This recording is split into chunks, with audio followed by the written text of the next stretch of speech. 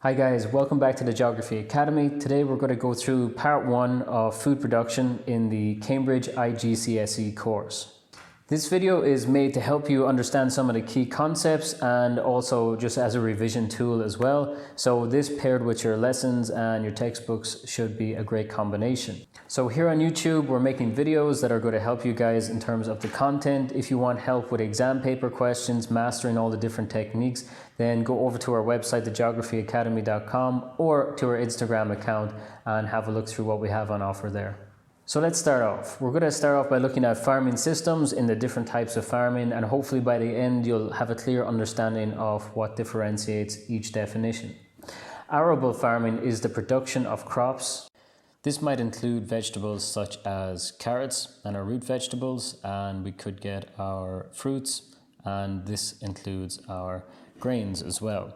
So those are 3 types of food, and within those then are loads of variations of those foods. Arable farming then, looking at any farming, it's all in a system. So we've got everything in a system: inputs, processes and outputs. Our inputs are what we need in order to begin. Our processes are the jobs that we have to do to help us produce the goods, like the vegetables in this case. And then our outputs then are going to be what we sell from the farm. Arable farming system, we start with one output anyways. We can look at wheat as an example. Wheat has many processes and many inputs to it. So ploughing and harrowing. Ploughing, we need to turn over the soil. So the soil might look like this at the end of the growing season after the crops have been taken in. And what we have are the roots from the previous crops, and we've also got our weeds that are growing up through the soil. So the idea of ploughing is that we will turn over this soil and we'll send all the vegetation down into the ground, and this will add to the soil's fertility.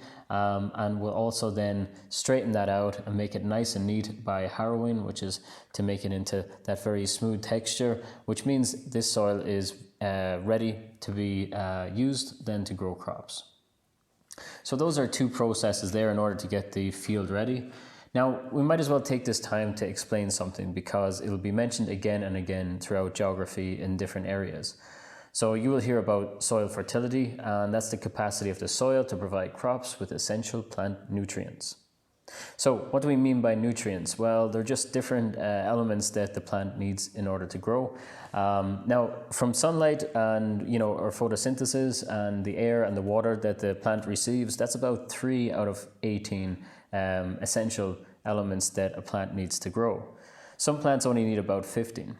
So something that's quite commonly found then in soil to make up for the rest of those, let's say there's 15 left in this case. So we need things like nitrogen and phosphorus, and they're found in the soil because of things like broken organic matter, like those plants that we talked about being in the soil. When they're turned over, that organic matter will die, and then the nutrients will attach itself to the soil, and then the plant can use this later.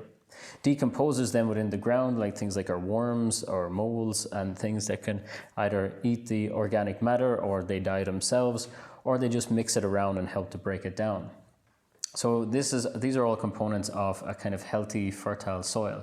In doing so then, we've got enough of these elements that can provide the food with all its nutrients in order to grow. Weeding then, we've got to look after the soil. So before and during the growing process of the wheat, you might see a lot of weeds starting to grow up. Now, these are not good in arable farms or in most farms.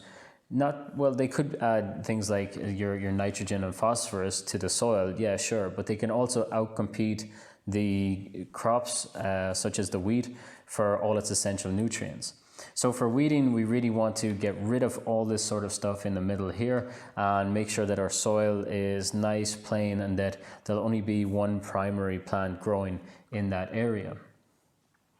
Fertilizer then is an area that we can do this organically, which means that we might use natural fertilizer, like this gentleman here is spraying some manure onto the fields, and this is instantly fertilizing it by giving it all those essential elements like the nitrogen and phosphorus into the field. So this can be done organically like this, or inorganically, where we can get a chemically produced fertilizer that might add a specific amount of, say, nitrogen or phosphorus. So yeah, that would be our processes.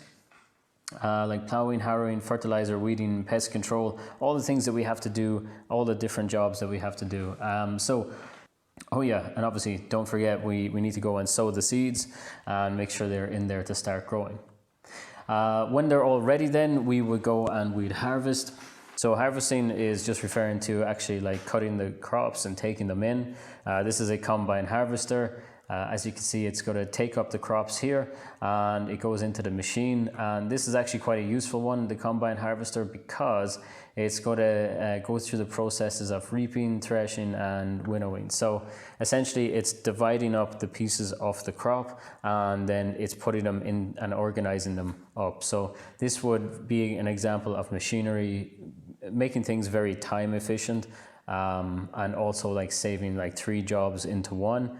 And if you had something on this scale, you couldn't do it with just 2 people driving machines, but you would need a huge quantity of people working in that field around harvest time, which traditionally happened and still does happen around the world. But if you've got machinery in this case, for say harvesting grains, it's very, very efficient. All right, after harvesting then you've got to include our transport too. So that could be just getting the grains, like getting the wheat out to the people who are going to buy it, so down to the market.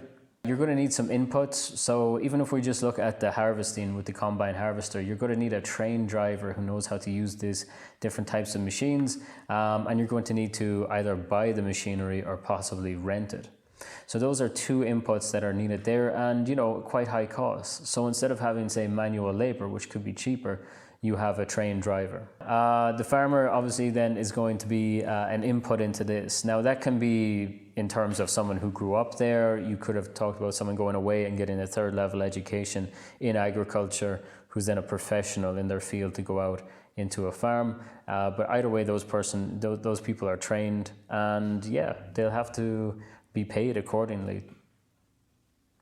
Then of course land, extremely important. So land is needed, so what we're able to take from the land is really what farming is. So yeah, you need to either buy the land or rent the land, and those would just be a couple of examples of real essential inputs. So the other things we need, obviously the seeds. We could need fertilizer, we might need pesticides. So pesticides are trying to get rid of anything that we don't want there in terms of like weeds or maybe insects that come along and will actually eat our crop. Now you might think, okay, well, if we're in the right climate zone, maybe that's not a huge input. So it rains naturally. So in a lot of countries, yeah, that gets adequate amount of rainfall. This isn't a major issue. However, there's lots of reasons why we might need special irrigation schemes in order to pump the water into the correct area and to utilize the water really, really efficiently. All these things need to be organized beforehand in order to actually complete the processes in order for us to get the outputs. There's lots of different things that we could get from, say, the wheat. We can get the grains. We can also reuse the stalks that are left over, put them back into the ground to help keep the soil fertile, adding those nutrients and those essential elements back into the soil. We can then take up the stalks, the wheat stalks, and we can use them then later as like feed for cattle, maybe through the winter when maybe they can't graze outside. This can be an addition to their diet. So those kind of things would be recycled goods that would go back. So in this example here, if it was just wheat that we're producing, our outputs could be the wheat, the hay, the waste product, and the seeds. So we can use the seeds again in this particular farm. Waste product, which is a waste product. Anything that's left over is then going to go back into the system, and then possibly the hay, for instance, could be then sent off to a farm that has animals that could use that for feed. So on the other side we have pastoral farming. So in this farming system we see livestock being grown and being cared for in order to produce either meat or byproducts of that. This will include cattle, cows, maybe llamas, alpacas, and sheep, for example. The pastoral system then will be slightly different to the arable farming system. So the inputs, as you can see, we need things like calves, so young animals. We need grazing land, so beforehand, we need a land in order to sow seeds. We'll still need machinery, maybe not on such an extensive scale. We'll need labour and professionals such as veterinarians, and we'll also need housing as well. So the processes, what kind of things would we be doing? Well, it kind of depends what we want to get out of it. But if we had, say, like a grazing animal like a cow, we might need to herd the cow, making sure that we can bring it from one place to another safely. Make sure that it's fed, that its upbringing is okay, and we make sure that it's healthy as it's growing up, and then breeding, so making sure there's the next generation of cows to come from that. We might use those cows then, for example, milking, and then we might also slaughter the cows and use them for beef production. So the outputs there could be pretty diverse in terms of like milk, beef, leather, so a lot of animal parts can be used. And then if you're talking about the recycled system, we could say that like the newborn calves and could be used, and the manure from the cows could be used to fertilize the soil, like we talked about before. Mixed farming is the combination of both pastoral and arable farming. Now this can be quite beneficial, especially to a farmer who wants to be a little bit more diverse. Perhaps maybe crops are only able to be harvested in the spring and summer, leaving more money to be made during the autumn, winter, possibly with livestock. Also, you can diversify the type of product you can create. So you could have a dairy farm that's also producing wheat at the same time. That way then you have two sources of income, and if one fails, the other might be able to keep it afloat. The other benefits of having a mixed farm is that, of course, you can use some of the recycled products for other uses. So having waste material that could be used as food for the animals during the winter is highly productive, meaning that there's less waste on the farm and that you can get the most out of your own product. Subsistence farming is farming to meet the needs of you and your family. So oftentimes we can see this as being quite small scale, possibly within the family. The technology may be quite low and quite basic. We'll see maybe a low input of capital, and then we might have like less in terms of the input in like plants and animals. So oftentimes whatever's produced in a subsistence farm is usually actually consumed by the family unit, or possibly there's a small amount set off for profit, just to make sure that you can have money to maybe diversify your diet. So this could be done in a small scale as well, maybe like local farms and local grown products. Shifting cultivation is an example of this, where an area of forest may be stripped down, cut down and then burnt. And this would be a slash and burn technique. So the burning then allows for all the good nutrients to be added to the soil and to make the soil quite fertile for a short period. This area is then planted and farmed, so it might be turned into, like here, an arable farm, but you may also have like animals grazing in the area too, and then you can also forage in the local area. So this would be an example of shifting cultivation. Now the idea of it shifting or moving is that they would start off in maybe plot 1 here.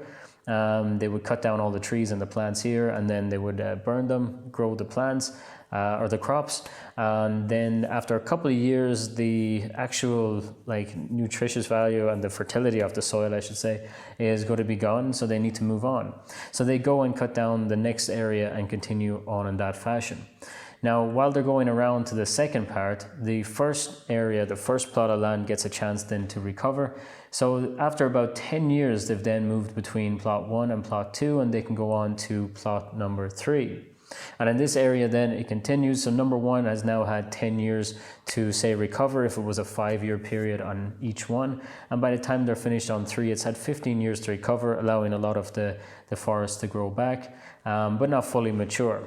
But after maybe 25 years or 30 years, then it has a chance to go through that process again. So that would be shifting cultivation, which is fine in areas that might have small populations broken into different communities that can use the land and make sure that it has a chance to regrow. Now this is becoming less and less frequent. We do see it in areas that have quite a tropical climate and dense areas of forest, such as tropical rainforest. So in subsistence farming, our inputs could look like this. We would have low capital, small area of land. We'd have to have seeds and livestock anyways, but maybe on a smaller scale.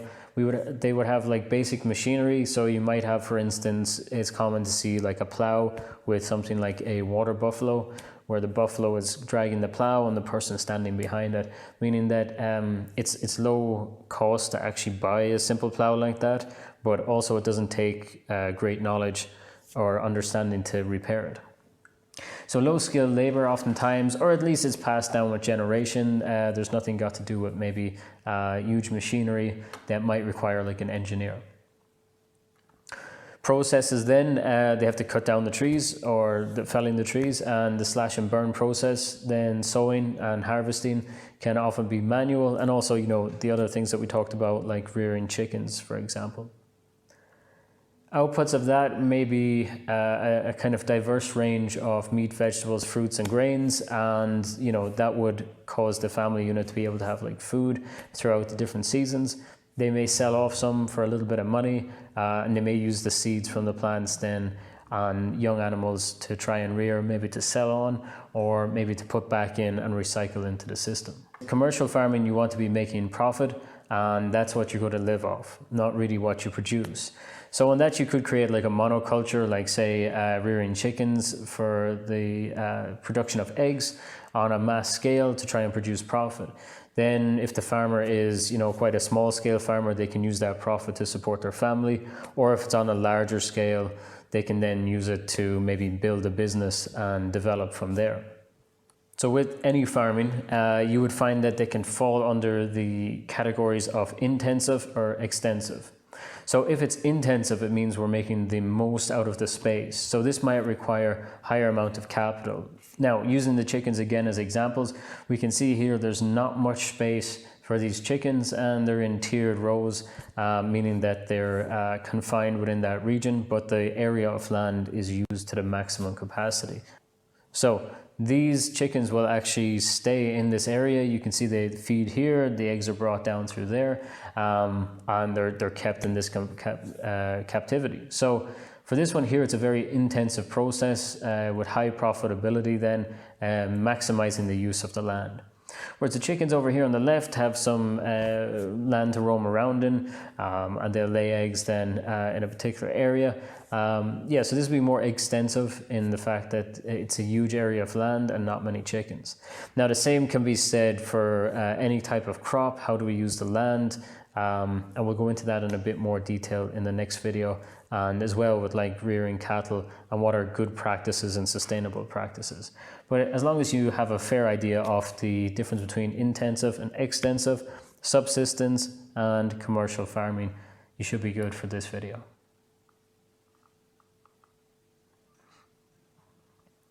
Three, two, one, and go. So to introduce the idea, we always see these labels in shops: organic, inorganic. Okay, start again. 3, 2, 1, go.